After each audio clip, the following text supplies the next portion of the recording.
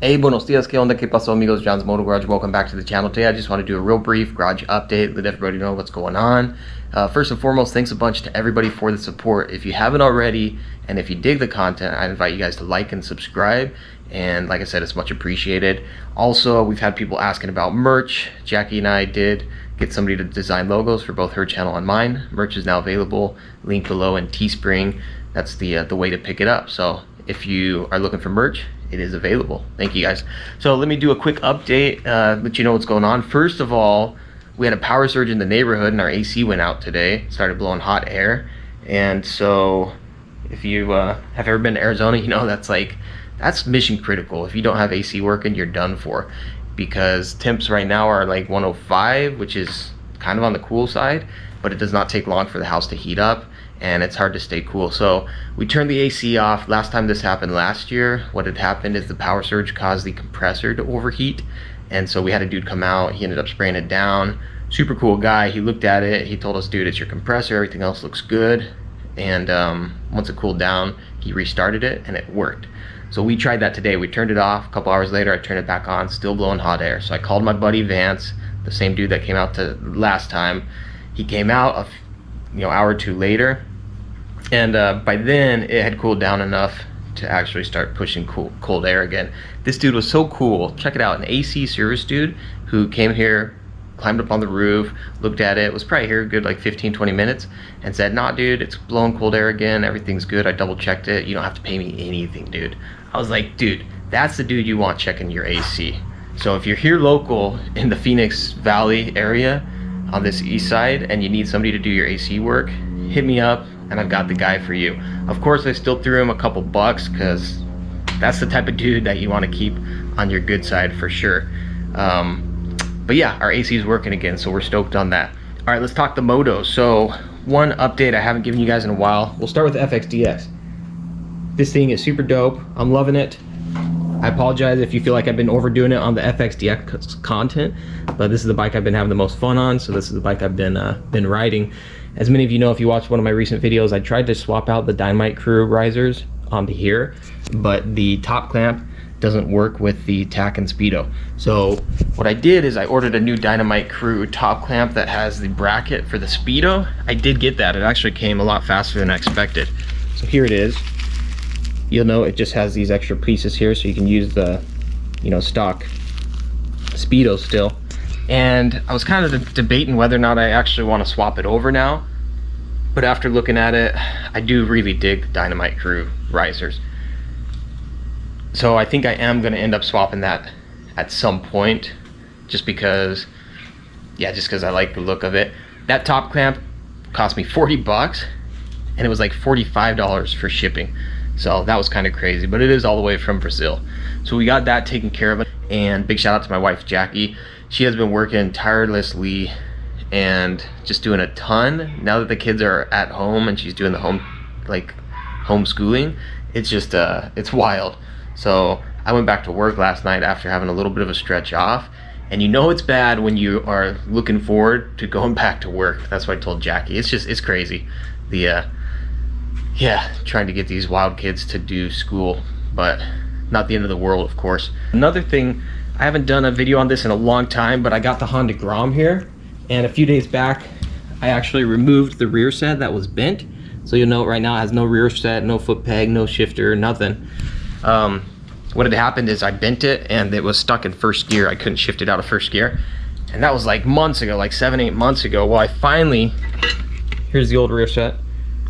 Got that taken off, and finally just ordered a new rear set.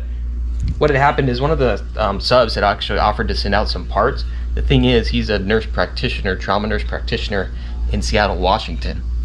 And this was right as COVID was hitting hard. And so after he told me he was gonna do all that, the dude got freaking slammed. And I'm talking slammed. He was right at the original epicenter, and some of the things he was telling me in the emails, like, it was just gnarly over there. So long story short, he didn't end up getting a chance to get everything sent over. Totally cool dude. I appreciate the gesture anyway. So shout out, that's Frank. Shout out to you, Frank. So anyway, I ended up ordering this stuff. It's pretty cheap actually, but we got the rear set and then I got the foot pegs. So in the next day, well, I'll be working the next couple days. When I get a chance, when I'm not sleep deprived, I'm gonna get the Honda Grom put back together, and I'm excited to get back on it. And it's just the perfect bike for like really honing and dialing in your skills. Somebody had noted, actually I think I noted, I'm the worst when it comes to working on bikes when I'm sleep deprived. In other words, if I just came off a shift and don't have that extra sleep, kind of like right now, I can't do it, man. I can't. I shouldn't. I try to, but I shouldn't. So for example, last time, just swapping over the risers, the first thing I said is I need to measure the top clamp, make sure it works, and I totally forgot to do it, and I wasted like an hour and a half. So anyway, moral of the story is if you're sleep deprived, don't try working on your motorcycles. How's everybody doing out there? How's everybody coping with just the craziness that's going on? Hope everybody's doing well. I will be trying in the next couple weeks, once it cools off, to get some more bikes in the garage. So drop a comment below. What bike would you like to see, whether it's one I've had or haven't had on the channel? Let me know below. And who knows, maybe we can make it happen, try to get some specific bikes on the channel if I find the right deal. As many of you know, I did finally upgrade my gloves. Went out to Rebel Reaper, and he hooked it up for sure. He basically would have given me everything for free / like super steep discount, but I told him, dude, I want to support local, I'm gonna pay for them. And I said, look, in the future, if you can basically tell me with certainty that my channel and me repping your brand is actually getting you some return on investment, at that point maybe I'll accept something for free. But for now, I'm still paying for this Rebel Reaper stuff, and so I'm putting it to the test, so I'll let you guys know what I think of it. But so far I'm digging it. One thing I am pretty stoked on is, check this out. It's one of their vests. I know for the longest time people have been telling me, like, dude, you can't be ripping wheelies in a t-shirt and jeans. And so slowly but surely I'm getting some more proper gear. And even in Arizona summers, I've been using this vest, and it actually works really good. It still like deflects the wind, but it breathes and you can feel the wind as well. So it's kind of like the best of both worlds in this crazy 110-degree heat. And what else? I still have the Harley Street Rod. I've been trying to get rid of that. Not like real aggressive on my marketing, but I had it listed for $5,500, and I have had actually a handful of people come and look at it, but most people, it just doesn't quite fit them. Just not, the fit isn't just right. And so I ended up dropping the price on that to $49.95, I want to say. But I haven't been aggressive on my marketing, like I said. Usually I'll like post it, renew the post, cross post on other places. With this, after I posted it, I just kind of let it sit. So that's more on me as far as getting rid of that. Jackie still has the Bonneville.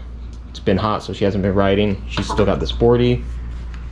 I took the 636 out, and it seems to be working pretty good after Sean went through and kind of got everything squared away, but I haven't done a lot of riding on it. The FXDX, hands down, has been my funnest bike as of late. I want to learn the hand drags on that thing, so it should be good. Yeah, there's a quick update, and let me know, is there anything on the channel that you enjoy in particular, or anything that you would enjoy that I've done before and I'm not doing now? I'm not really good at I'm not really good at getting like the feedback. So if there's things you guys would like to see that I've done, let me know. If there's things I haven't done that you'd like to see, let me know. And if I'm able to, I'm always stoked to try and do new things on the channel, you know what I mean? So yeah, I think we're gonna leave it at that. John's Moto Garage, a quick update. This is one of the easy videos. I don't have to do a whole lot of editing and stuff. I'm just gonna throw it up there, and hopefully it's not wicked boring. So we'll catch you guys on the next one. Adios, los famous. Thanks again for all the support. I do appreciate it.